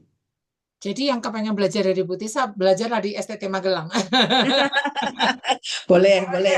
Karena mata kuliah psikologinya nggak sama dengan yang di kampus lain gitu Iya, ya. iya. Sudah Karena saya juga diintegrasikan dengan Alkitab ya Bu Tisa ya. betul, betul. Jadi tadinya mereka pikirnya kuliah psikologi umum, ya udah belajar psikologi. Saya bilang ambil Alkitab. Jadi saya suruh mereka ambil Alkitab. Jadi saya sudah bilang setiap kali mata kuliah saya harus bawa Alkitab. Kenapa? Karena selalu ada ayat firman Tuhan yang pasti kita akan bahas. Hmm. Karena itu akan berintegrasi dengan eh, apa namanya hal-hal psikologi gitu. Jadi kalau Sehingga mereka udah tahu. ayahnya Bu Tisa itu merangkap sebagai guru BP ya, itu otodidak dong ya. Ya, ya mungkin jadi itu mungkin bawaan kali ya. Iya. Bawaan. Karena seorang konselor itu yang pertama harus tahan mendengar gitu. Karena Mm-mm. ada orang yang memang nggak bisa mendengar. Kalau orang tuh lagi ngomong sedikit langsung dipotong, dipotong, dipotong, dipotong gitu. Tapi Ya. seorang konselor itu harus punya kesabaran. Dia bisa mendengar, tahan mendengar dengan Mm. baik. Lalu apa namanya punya compassion ya, punya Mm. punya hati, punya empati gitu. Nah, kalau nggak punya empati mungkin memang nggak bisa. Saya nggak tahu ya Bapak itu dari mana gitu dia kok bisa akhirnya jadi seorang konselor. Tetapi Mm. yang saya tahu adalah buktinya ketika beliau dipanggil Tuhan meninggal. Ya, Bu Grace kan pasti lihat juga bagaimana bekas muridnya itu sangat banyak yang datang melayat. Mm. Sehingga waktu itu sampai dipikir ini siapa sih yang meninggal kayak pejabat aja. Mm. Ternyata itu adalah orang-orang yang dulu pernah jadi muridnya dan anak-anak yang ditolong. Ada yang kadang-kadang Bapak pulang itu cerita, wah tadi ada muridku yang mau bunuh diri. Minum Bodrex campur Sprite. Zaman Lalu itu ya, zaman itu ya. zaman itu, ya, padahal itu nggak membuat mati. Tapi mungkin dia saking saking sudah stresnya. Nah, akhirnya makanya Bapak pulang terlambat itu karena harus ngurus di tempat kosnya, harus nganter ke orang tuanya di Temanggung lah dan sebagainya gitu. Jadi menurut saya itu memang memang panggilan ya, panggilan dari Tuhan untuk melayani. Sebelum Bapak itu jadi hamba Tuhan sepenuh waktu itu Bapak itu sudah sudah memang punya empati untuk menolong anak-anak itu. Jadi bisa dibilang dia guru favorit karena Ya. banyak murid-murid yang suka curhat sama dia itu senang gitu. favorit dan jiwa kebapaannya itu sangat kental ya. Ya, dia, Fatheringnya, mm-mm. fatheringnya tuh jalan kayak gitu loh. Ya, ngobrol. Iya, sehingga dia jadi guru BK tuh cocok sekali ya, walaupun dia nggak pernah sekolah psikologi ya. Iya, betul. Nah, apa pandangannya terhadap generasi pentingnya generasi ini bisa diselamatkan itu sangat kental ya pada beliau ya, kecintaannya pada generasi. Iya. Oke, jadi belakangan ini kita kan sering mendengar soal mental health gitu yang sering dibahas di medsos-medsos gitu ya. Apa nih yang pandangan Bu Tisa, keprihatinan Bu Tisa terhadap apalagi Gen Z gitu ya, Gen Z, Gen Alpha yang seperti ini kondisinya di akhir-akhir zaman ini. Apa nih keprihatinan Bu Tisa dan apa nih dorongan Bu Tisa untuk yuk pemirsa ikut kelas Possible kayak gitu.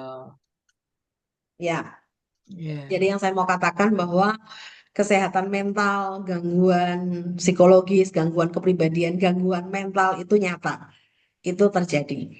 Kalau Bapak Ibu mengikuti dunia media sosial hari ini, ada seorang perempuan, ya artis yang hari ini dia menikah dengan orang Amerika, seorang dokter, namanya Aureli.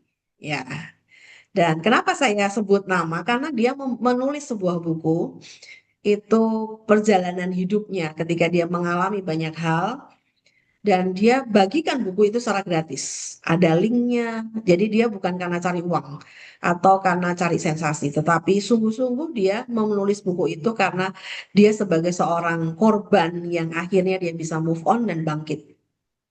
Dan itu saya memang tidak membaca bukunya, tetapi kadang-kadang saya melihat cuplikan-cuplikan bukunya yang diupload oleh netizen, gitu ya. Dan saya membaca sekilas aja, saya memutuskan, aduh, untuk membaca buku ini saya butuh waktu, kekuatan, harus mempersiapkan mental.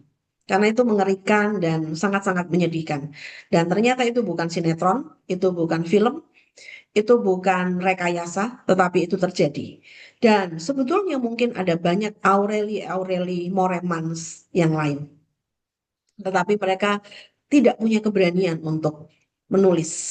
Ya, tidak punya keberanian untuk menulis. Sehingga saya berkata bahwa ini sesuatu yang nyata terjadi dan mungkin sebetulnya kita juga pernah mengalami, gitu ya. Kita pernah mengalami dan kita juga kesulitan untuk bisa bangkit.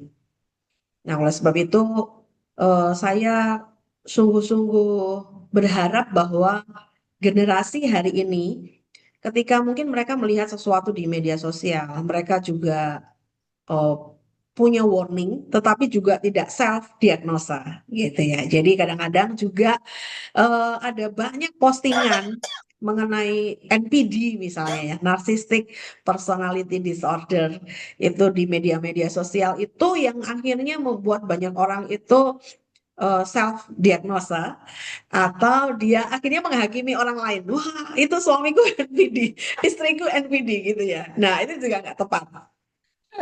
Memang ada ciri-ciri ya, misalnya ini ambil contoh karena ini yang lagi marak kan itu tentang NPD gitu. Memang ya oke, ciri-cirinya masuk di dalam katalog. NPD itu apa sih, gangguan personality itu, narsisis ini apa sih gitu. Kita mungkin memang masuk kriteria. Tapi bukan berarti kita terus akhirnya menghakimi, oh memang dasar NPD ya. Jadi orang tuh di NPD kan. Nah, ini sesuatu yang menarik. Oleh sebab itu, kenapa sih saya punya kerinduan untuk mengangkat salah satunya tema ini. Dan nanti saya spoiler sedikit ya. Ada bagian yang judulnya adalah kita ini sebetulnya pelaku atau korban. Oh ya. Sesi 3 ya, sesi 3. Iya, itu. Kenapa saya mengambil judul itu? Karena jangan-jangan kita ini pelaku. Kita merasa korban, padahal pelaku. Ya, itu sesuatu yang membuat saya ketawa juga sih sebetulnya. Banyak orang tuh mungkin menuduh orang, oh gangguan kejiwaan gitu. Padahal sebetulnya kita pelakunya gitu. Kita yang membuat orang itu punya gangguan kejiwaan. Misalnya, ya ini contoh. Nah, nanti kita kan akan membahas, kita akan belajar sebetulnya kita ini pelaku atau korban. Atau mungkin kita korban yang akhirnya jadi pelaku. Nah, ini sedikit sedikit apa di spoiler gitu ya. Ini spoiler sedikit ya, supaya kita tahu apa sih sebenarnya yang mau kita pelajari. Nah, jadi anak-anak muda hari ini lebih kompleks karena mereka bukan hanya mendengar kata orang tua, mendengar kata pendeta, tetapi mereka juga mendengar kata media sosial. Sehingga tugas orang tua juga nggak mudah, tugas guru juga tidak mudah, tugas hamba Tuhan nggak mudah. Karena yang mereka konsumsi itu sudah bukan hanya dari rumah, bukan hanya pergaulan di teman-teman sekelas di sekolahnya Tanpa atau batas ya. iya, tanpa batas. Itu dunia maya itu ketika kita klik satu hal, maka itu akan FYP. Ya, FYP itu artinya itu kan muncul di beranda kita terus. Gitu. Coba ibu-ibu ketika misalnya tertarik dengan eh apa namanya alat masak, wajan anti lengket gitu ya. Kita buka di Shopee misalnya atau buka di apa namanya kanal-kanal yang lain. Nanti di media sosial kita itu yang muncul iklan tentang wajan anti lengket. Itu namanya FYP, for your page. Artinya ketika seorang anak muda Gen Z gitu ya, bahkan anak-anak bocil-bocil itu loh, ketika dia klik satu kali misalnya tentang apa namanya film dewasa misalnya, maka itu akan muncul di HP terus. Dan bayangkan itu akan meracuni hidup mereka. Itu akan membuat mereka terkontaminasi dan akhirnya mereka akan terjerat dalam pornografi. Itu ngerinya, ngerinya dunia maya, dunia media sosial itu seperti itu. Teknologi itu ada sisi mengerikannya juga. Ya, jadi itu Bu Grace. Makanya ikut kelas Possible supaya kita belajar psikologinya nggak yang biasa, tapi yang sudah terintegrasi dengan Alkitab ya. Karena Ya, diajarkan oleh Bu Tisa yang udah MTH juga, jadi sudah mumpuni gitu. Oke. Baik, di sini ada 7 peserta nih di sini. Saya akan buka kunci di sini. Kalau ada yang mau bertanya, silakan meng-unmute diri sendiri. Ya, silakan saya beri waktu karena masih ada waktu. Teman-teman silakan kalau mau bertanya di sini sangat diperbolehkan. Silahkan bisa unmute diri sendiri. Ya, ada yang mau bertanya nih. Ibu Diah ada bersama dengan kita. Ada Ibu Elizabeth Eko, ada Bapak Edi, Halo. Pak Shalom. Silahkan yang mau bertanya. Halo. Oke, Ibu halo. izin bertanya, Bu Tisa. Ya, silakan Bu. Ibu tadi di depan tadi ada Ibu sampaikan bahwa orang yang sudah mengalami self healing itu lalu ada kerinduan untuk melayani begitu. Nah, sekarang pertanyaan melayani itu kan kita harus segala sesuatunya untuk Tuhan karena kita mengasihi Tuhan gitu ya. Jadi dari apapun pelayanan itu, keberhasilan itu segala hormat dan kemuliaan untuk nama Tuhan gitu. Tapi Betul, betul. bagaimana kalau ada dia kebutuhan melayani itu hanya sebetulnya untuk wadah aktualisasi potensi. Jadi ada orang-orang yang dia punya potensi begini, saya butuh nih, butuh ini. Nah, ini dia hanya terpuaskan kebutuhan itu ketika dia melayani begitu. Nah, ini bagaimana membedakan itu? Itu kan tipis banget ya Bu. Padahal kita kan juga harus ya yang namanya pelayanan itu harus motifnya harus benar gitu. Terus bagaimana mengarahkan yang seperti itu gitu. Terima kasih. Iya. Bu, dijawab ya, Bu Grace. Ya, Saya jawab. silakan. Tadi pertanyaan Ya, dari Ibu Elizabeth Eko. Ya. ya, Betul. ya. Baik, terima kasih Bu Eko untuk pertanyaannya.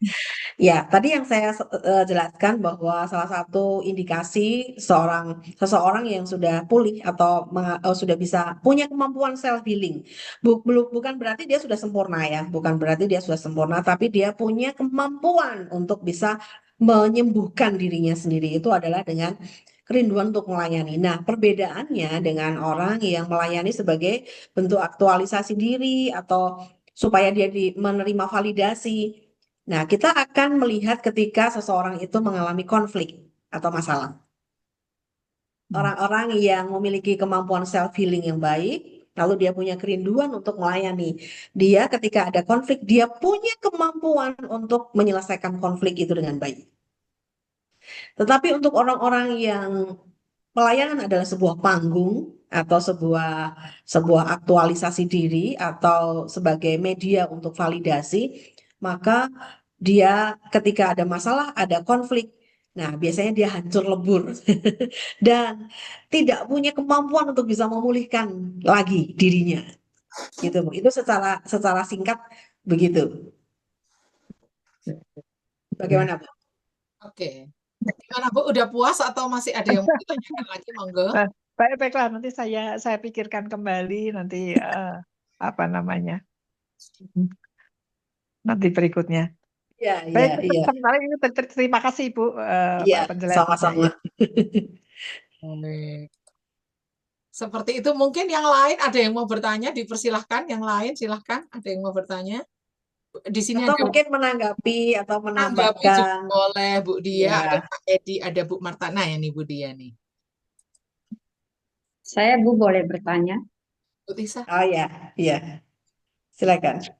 Ya, saya Bu Helen Bu. Saya mau tanya tadi katanya roh kita kalau kuat, tapi kalau jiwa kita lemah, berarti ada yang, maksudnya ada yang tidak bisa gitu ya. Saya mau tanyakan itu kan, kalau gereja kan biasa, ayo perbesar manusia roh. Manusia rohnya harus diperbesar. Kita makan firman, kita makan firman.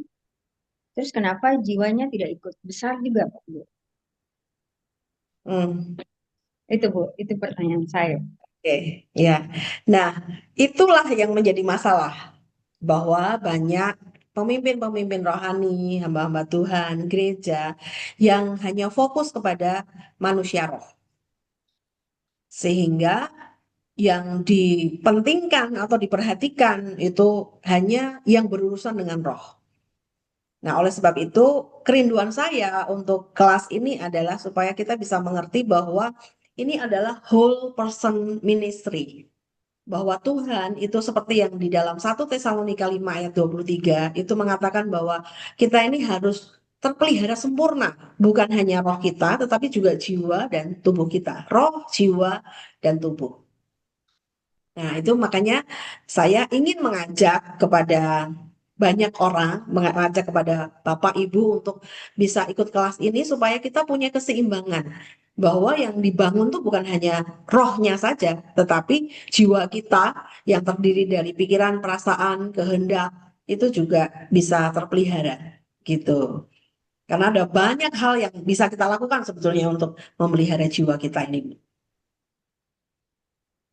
Ya Bu, jadi artinya kalau manusia roh kita besar, belum tentu jiwa kita ikut besar gitu ya Bu. Ya, belum tentu. Kalau tidak dipelihara, saya banyak sekali kenal dengan seorang pendoa. Kurangnya apa? Dia bisa melihat, punya penglihatan ya. Jadi dia sering diberikan karunia mimpi, dia bisa bernubuat, dia bisa tahu apa yang akan terjadi dalam diri seseorang di kemudian hari. Tetapi dia mudah tersinggung. Misalnya, itu salah satu contoh yang paling sederhana. Dia mudah tersinggung, dia apa namanya tidak bisa menerima teguran. Nah, makanya banyak juga pendoa-pendoa yang hebat secara rohani, pengetahuan firman-nya luar biasa, tetapi akhirnya mereka putus di tengah jalan. Artinya mereka terus nggak pelayanan. Jadi kalau saya bahasanya adalah veteran, jadi veteran-veteran rohani. Nggak mau pelayanan, bahkan ada yang nggak mau ke gereja. Bahkan seperti yang tadi saya ceritakan, yang saya kenal, dia mualaf, meninggalkan Tuhan Yesus. Kenapa? Karena jiwanya itu mengalami kekosongan. Jiwanya tidak dipelihara dengan baik. Jadi karunia-karunia itu tidak punya wadah. Tidak punya wadah. Sehingga ketika karunianya banyak, besar, maka itu pecah wadahnya. Nah, jiwa itu adalah salah satu wadah dari karunia-karunia roh. Itu. hal-hal rohani yang Tuhan berikan dalam hidup kita. Terima kasih, Bu. Ya, sama-sama. Iya, silakan kalau ada yang mau bertanya lagi diperbolehkan. Jadi keseimbangan antara roh, jiwa, tubuh itu sangat penting ya Bu Tisa ya. Rohnya Ya. kuat, jiwanya kuat, nggak pernah olahraga, nanti ketemu sama dia. Budiah Nggak ini jaga bagian makan. tubuh nih. Bagian Nah, tubuh, ini kesehatan tubuh nih. bagiannya Budiah ini. Dunia Silakan kesehatan. Budiah, mau berkomentar juga boleh nih. Iya, saya mungkin eh, berkomentar aja. Saya kira ini satu eh, pelayanan yang sangat bagus ya. Eh, Ketika kita mewadahi dan bisa berbagi tentang rencana possible ini di di share untuk kita semua, di launch. Ini kan launching ya, baru launching ya Bu Grace. Ya, betul. Minggu Ya, depan itu baru kelasnya nanti launching. akan Minggu diumumkan. depan baru kelas ya. Ya, ya. Saya hanya berkomentar ini tadi yang disampaikan Bu Tisa. Saya ini ya kena Bu Tisa sudah sejak 20 tahun yang lalu. 20 tahun lebih ya mungkin Bu. 20 tahun lebih. 20 tahun. Eh, saya percaya bahwa pengalaman itu sangat banyak mempengaruhi apa yang kita ajarkan. Ini kan ceritanya Bu Tisa mengajar nanti.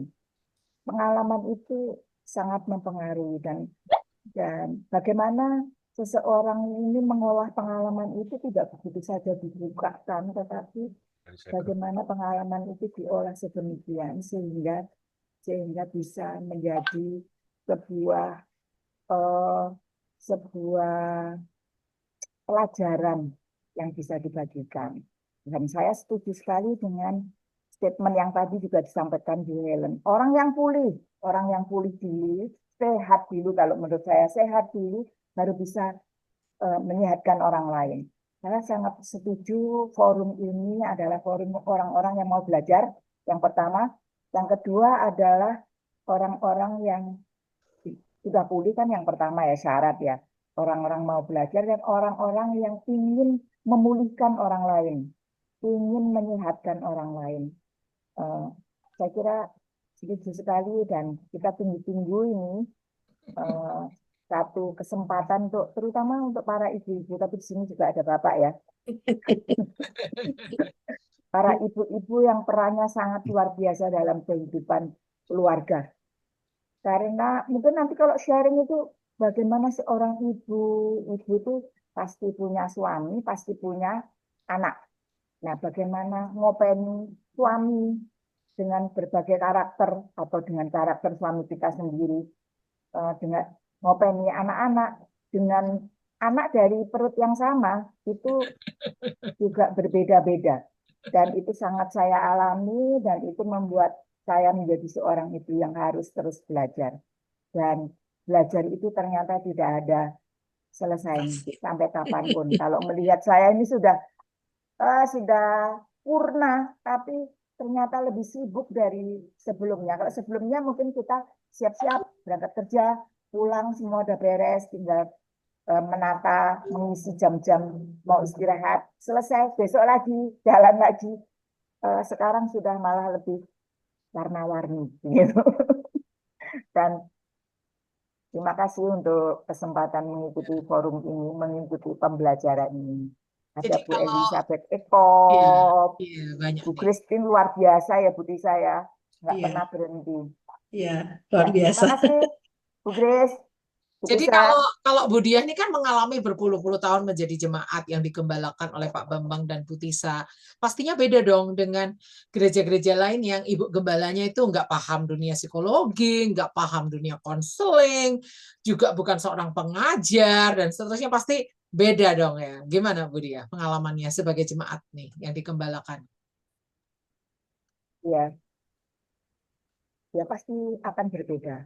Karena sebenarnya seorang ibu gembala ya. Kalau bapaknya menggembalakan, ibu gembala itu juga harus belajar, harus seimbang. Kalau tidak seimbang itu tidak menjadi satu tim yang baik untuk membawa gerejanya itu. Kalau tidak bisa mengikuti, saya kira kita ini akan ada nanti dikira yang istilah bahasa Jawa itu konco wingking, tempatnya hanya di belakang.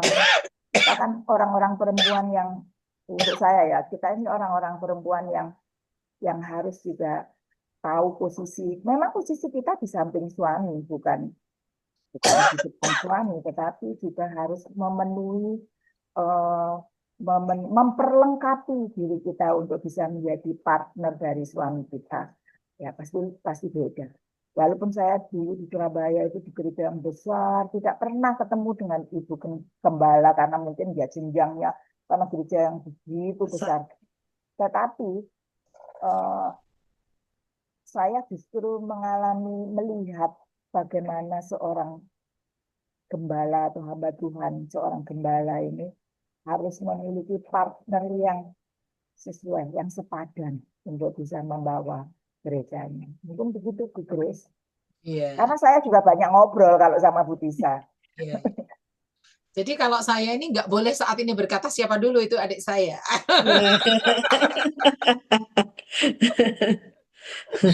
Baik. Kalau sudah nggak ada lagi ini, apa masih ada yang mau memberi komentar, bertanya? Pak Edi Suwito mungkin penasaran ini ya, agak kelasnya agak mirip-mirip dengan kelas Secretaries, tapi tetap nggak sama Pak Edi. Ya, kalau di Bu Tisa ini mengintegrasikan psikologi dengan Alkitab. Kalau nanti dengan Ibu Lincio di kelas Secretaries itu benar-benar cuma 6 langkah pemulihan luka batin, benar-benar mikro gitu, benar-benar fokus di situ aja pemulihan luka batin 6 langkah. Tapi kalau Bu Tisa ini beda lagi, jadi kita saling melengkapi di kelas ini. Kalau di kelas nanti all things kelas possible ini nanti kita akan juga dipersiapkan bisa menolong orang lain lagi. Nah, silakan Pak Edi, ada yang mau ditanyakan, monggo. Ya, saya mengucap syukur ya ada dibuka kelas ini. Karena ini kan maksudnya pendidikan non formal tapi mempunyai kualitas yang tidak kalah dengan pendidikan formal. Jadi memberikan kemudahan pada masyarakat yang rindu mau belajar tapi ada keterbatasan kalau harus mengikuti pendidikan formal. Ya itu aja dari saya. Terima kasih. Ya, jadi kita nggak perlu sekolah-sekolah lama-lama tinggi-tinggi kayak Bu Tisa, cukup intisarinya beliau aja kita serap dalam beberapa sesi. Jadi kita ini yang shortcutnya gitu seperti itu. Baik, mungkin Pak Edi kepo ya, kepengen tahu kelas-kelasnya. Baik, saya ambil waktu ini untuk pengumuman JCA. Ya. Jadi ini adalah kelas Possible, Psychology and Bible. Bentar ya, saya akan. Jadi kelas Possible ini adalah, bentar, dulu panel yang di atas ini supaya tidak mengganggu, tapi nggak usah deh, sulit. Jadi kelas Possible ini Psychology and Bible 11. Cukup Anda menyediakan waktu 1 jam saja ya. Cukup Anda menyediakan waktu 1 jam saja. Kecuali nanti di sesi terakhir akan ada tanya jawab, itu bisa mencapai 1,5 jam. Ya, seperti itu ya. Psychology and Bible, pelajari kesehatan mental dari perspektif psikologi dan teologi Kristen, memahami pergumulan emosional, gangguan kecemasan, dan proses pemulihan yang sehat dan beriman. Bersama Ibu Pendeta Muda Tisa Indah Nugraheni dari Eunoia Ministry, tumbuhkan empati dan pemahaman kesehatan mental untuk diri sendiri dan sesama. Ya, kurikulumnya sesi 1, kondisi emosional dan psikologis dalam Alkitab. Sesi 2, gangguan psikologis, generalized anxiety disorder. Ya, kita belajar tentang GAD ini ya. Sesi 3, korban atau pelaku ya, tadi yang udah di disclaimer sedikit sama Bu Tisa ya. Sesi 4, mengatasi, menghadapi dan memulihkan. Sesi 5, indikasi mental yang sehat secara psikologis dan teologis. Kelas ini akan dimulai minggu depan, tanggal 9, dilanjutkan sesi 2 tanggal 23 Februari, sesi 3, 4, dan 5-nya tanggal 2, 9, dan 16 Maret. Untuk sampai tanggal 6, Anda akan memberi kontribusi early bird 250.000, tapi selewat dari tanggal 6 jam 24.00 WIB, harga akan menjadi normal, kontribusinya menjadi 300.000. Baik. Seperti itu bagi Anda yang rindu bisa menghubungi Bapak Boas Ari atau saya juga bisa. Dan di sini di layar sudah tertera link pendaftarannya. Anda juga bisa mendaftar dengan alamat https://bit.ly/pendaftaran_possible_1. Ya, jadi ini karena nanti ada kelas-kelas berjenjangnya. Ini yang possible, ini yang gelombang 1. Ya, yuk kita belajar bersama-sama. Anda yang nggak belajar rugi, ya kan? Yang nggak belajar rugi. Oke. Pengumuman selanjutnya, kelas Women sudah dimulai kembali mulai minggu kemarin. Setiap minggu jam 12, kelas aspek kehidupan, setiap minggu jam 1:30 siang. Ya, untuk kelas pola asuh sedang dipersiapkan editan tahap terakhir untuk buku pola asuh yang kedua, Punuh Unta yang Hilang, Singkirkan Pola Asuh Memanjakan Anak. Mohon dukungan doanya supaya bukunya cepat selesai dan bisa diajarkan juga. Nah, untuk besok minggu ini kita akan belajar gaya hidup perempuan Kristen part 2, ya. Lalu untuk aspek kehidupan kita akan belajar Beyond the Limits part 2, ya. Lalu ayo kita ajak teman-teman masuk dalam kelas sejarah penebusan yang diselenggarakan oleh GPBSI bekerja sama dengan Yayasan Jenny Shore Alkitab yang diajar oleh Ibu Pendeta Ibu Alida Nur, bukan Ibu Pendeta. Dia adalah penatua di Gereja Presbyterian Bukit Sion Indonesia, membawai divisi sekolah minggu dan mengajarkan firman Tuhan yang diterangkan dari buku sejarah penebusan secara online dan offline. Pendidikan beliau adalah 2014 Doctor of Ministry dari Beirut Theological Seminary dan Graduate School USA. Tahun 2011 Diploma of Teaching Montessori Jakarta. Tahun 97 Master of Divinity dari The Presbyterian Assembly Theological Seminary USA. Tahun 92 Bachelor of Science dari San Francisco State University USA. Ini adalah pembicara utamanya di dalam kelas sejarah penebusan ini ya. Kelas sejarah penebusan ini akan berlangsung setiap minggu pertama dan minggu ketiga, Selasa malam jam 7:30 malam. Ya. Nah, karena ada tabrakan dengan Hari Raya Imlek, maka khusus untuk Februari ini jatuhnya di tanggal 3 dan tanggal 24 Februari. Ya. Lalu ada kelas Secretaries, ini diampu oleh Ibu Lin Chia Yang, BCMM Min. Beliau adalah penyintas luka batin yang akhirnya di bawah Tuhan mengalami proses kesembuhan secara total. Jadi ini akan saling melengkapi kelas Possible dengan kelas Secretaries ini ya. Oke, sesi 1 sistem keluarga, sesi 2 pohon keluarga dan disfungsinya, sesi 3 6 langkah PLB, sesi 4 PLB mikro, sesi 5 evaluasi diri, sharing dan tanya jawab. Seperti itu pengumuman dari Yayasan Jenny Shore Alkitab. Untuk itu kita akan tutup dalam doa ya. Apakah bisa di sini kita minta tolong Ibu Diah bisa pimpin dalam doa penutup, Bu? Sial, Bu Diah silakan. Ya. Baik, terima kasih. Mengucap syukur untuk pagi hari ini kami boleh ada dalam satu sesi awal dari rencana pembukaan kelas yang possible yang akan dimulai nanti tanggal 9. Kami percaya Tuhan ini bukan hanya satu program dari GCA, bukan hanya kerinduan Butisa untuk boleh berbagi dengan banyak teman-teman, tetapi pasti ini adalah satu rencana Tuhan yang baik buat kami yang rindu untuk belajar, yang rindu untuk melayani Tuhan, menyenangkan hati Tuhan. Kami percaya Tuhan akan menyiapkan para peserta yang benar-benar ingin memberikan yang terbaik buat Tuhan. Bukan hanya untuk mengekspresikan, mengaktualisasikan apa yang menjadi milik dari kami masing-masing nanti, tetapi kami rindu untuk menjadi berkat bagi banyak orang. Kami tidak mau dikenyangkan hanya oleh keinginan kami, tetapi kami mau dikenyangkan oleh kerinduan hati Tuhan dan memperlengkapi kami untuk boleh belajar serta berbagi. Kami berdoa untuk CCA, di Grace, Pak Boas, dan juga tim yang lain untuk boleh membawa GCA ini memberkati Indonesia. Tidak hanya memberkati Indonesia, tetapi memberkati bangsa-bangsa. Sehingga kami boleh terus minta Tuhan terus menyiapkan apa yang diperlukannya.